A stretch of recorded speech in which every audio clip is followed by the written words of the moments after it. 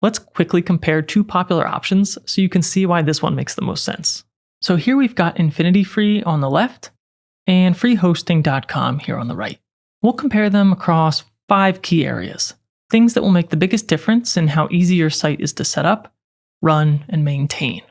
So first up, free subdomain. InfinityFree gives you a free subdomain so you can launch without buying a domain name. FreeHosting.com doesn't. You'll need to bring your own, which means more setup time and cost. Content rights are next. With InfinityFree, you keep ownership of your site's content, but they do have broad permissions to reuse content posted on their site. With FreeHosting.com, you also keep ownership, but their rights to use your hosted content are more limited.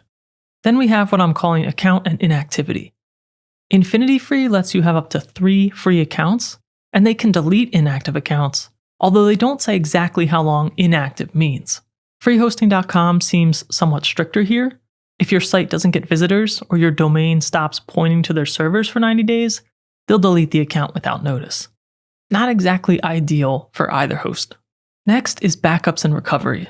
And again, neither provider here offers backups for free hosting accounts, so you're on your own to keep copies of your site's files and database. And finally, I've added some testing notes here from my own experience. InfinityFree loads a bit faster, and it has a smoother setup, though you will see ads all over the control panel. FreeHosting.com felt a bit clunky to set up, and it had some small bugs along the way, particularly when I was using Chrome. Based on all of these points, we're going to use InfinityFree for this tutorial.